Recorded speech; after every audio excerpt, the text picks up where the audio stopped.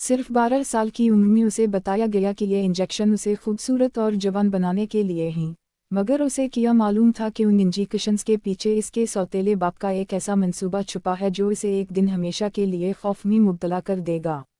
जब वो उसे एक अजनबी जगह पर ले गया और वहाँ मौजूद औरत ने इसके बारे में 10 लाख रुपए की बात की, तो बच्ची को पहली बार एहसास हुआ कि वो किसी खतरनाक जाल में फंस चुकी है।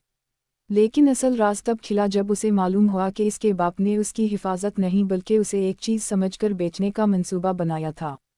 12 साल की आयशा ने कभी सोचा भी नहीं था कि जिस शख्स को वो घर का बड़ा समझकर इसकी हर बात मानती रही, वही एक दिन इसके लिए सबसे बड़ा खतरा बन जाएगा। इसकी वालिदा के इंतकाल के बाद घर की जिम्मेदारी इसके सौतेले बाप ने संभाल ली थी। शुरू के दिनों में वो आयशा के सामने बहुत अच्छा बनने की कोशिश करता। कभी इसके लिए कपड़े लाता, कभी खाने की चीज़ें, कभी कहता कि मैं तुम्हें बहुत कामयाब देखना चाहता हूँ। आयशा को लगता था कि शायद उसे एक ऐसा सरपरस्त मिल गया है जो इसकी ज़िंदगी संवर देगा। मगर कुछ अरसे बाद उसने आयशा को ऐसी दवाएं और इंजेक्शन देना शुरू किए जिनके बारे में वो खुद कुछ नहीं जानती थी। वो सिर्फ इतना कहता, ये तुम्हारी सेहत और मुस्तकबिल के लिए हैं। बच्ची होने की वजह से आयशा इसकी बात पर यकीन कर लेती।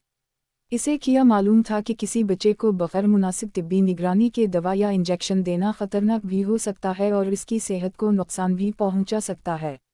वक्त के साथ आयशा को अपने जिस्म और सेहत में गैर मामूली तब्दीलियाँ महसूस होने लगीं।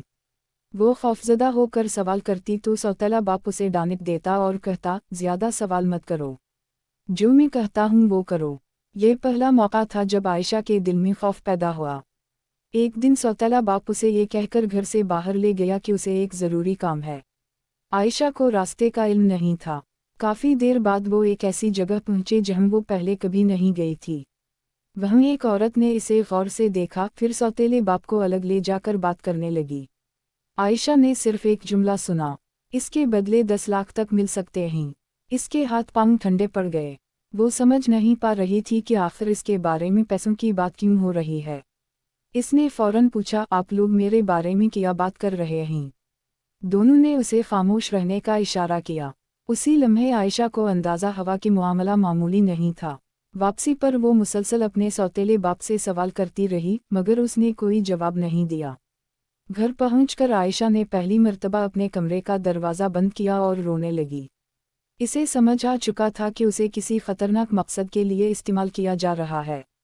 अगली सुबह उसे घर के एक पुराने संदूक में कुछ कागजात मिले। इनमें मुख्तलिफ दुआओं के नाम, कुछ नंबर्स और चंद लोगों के नाम लिखे हुए थे। एक कागज़ पर एक रकम भी दर्ज थी, 10 लाख रुपए। आयशा के जहन में पिछले दिन की बात गूंज गई। अब इसे यकीन हो गया था कि ये सब इत्तिफाक नहीं था। इसने फैसला किया कि वो खामोश नहीं रहेगी, मगर सवाल ये था कि वो मदद किससे मांगे। इसने अपनी स्कूल की एक काबिल एतिमाद टीचर को पैगाम भेजा। सिर्फ चंद अल्फाज लिखे, मैडम मुझे डर लग रहा है, मुझे आपसे अकेले में बात करनी है। टीचर ने फौरन उसे स्कूल आने को कहा और वहाँ पहुँचते ही इसकी बात सुकून से सुनी। इन्होंने उसे डांटा नहीं, इस पर इल्ज़ाम नहीं लगाया और ना ही ये कहा कि तुमने पहले क्यों नहीं बताया। इन्होंने सिर्फ इतना कहा, यह तुम्हारी गलती नहीं है, तुमने बताकर बिल्कुल दुरुस्त किया है। ये जुमला आयशा के लिए बहुत अहम था, क्योंकि ख़तरे में मौजूद बच्चे अक्सर उसी खौफ से खामोश रहते हैं कि लोग इन्हें ही कसूरवार समझेंगे। टीचर ने मुनासिब बालिग अफराद और मुतालिका हुक्काम से राब्ता किया। आयशा को महफूज जगह मुंतकिल किया गया और इसकी तिब्बी हालत का मुआयना करवाया गया। बाद में तहक़ीक़ात से मालूम हुआ कि सौतेला बाप उसे ख़तरनाक तरीक़े से अद्वियात दे रहा था और उसे माली फ़ायदे के लिए एक इस्तेहसाली नेटवर्क के हवाले करने की कोशिश कर रहा था।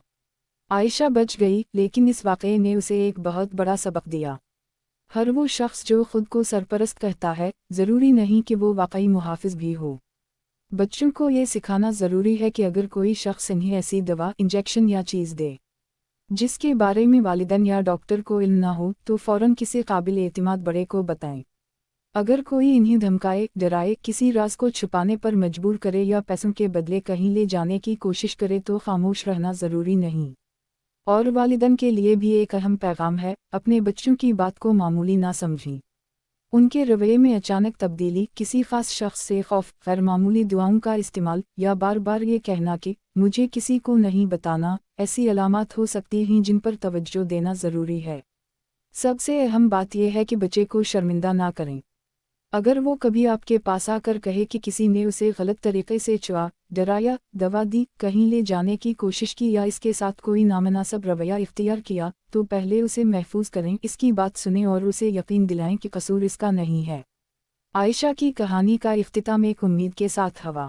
کئی سال بعد وہ خود دوسروں کو یہ پیغام دینے لگی کہ خاموشی ہمیشہ حفاظت نہیں ہوتی۔ بعض اوقات ایک جملہ، ایک فون کال یا کسی قابل اعتماد شخص کو بتائی گئی ایک چھوٹی سی بات انسان کو بڑے خطرے سے بچا سکتی ہے۔ اگر کوئی بچہ خطرے میں ہو تو اسے خاموش رہنے کا مشورہ نہ دیں۔ اسے محفوظ جگہ تک پہنچائیں اور مقامی چائلڈ پروٹیکشن یا ہنگامی مدد سے رابطہ کریں۔ اور یاد رکھیں، بچے کسی کے فائدے، پیسے یا عزت کے لیے قربان کرنے کی چیز نہیں ہوتے۔ ان کی حفاظت سب سے پہلے ہے۔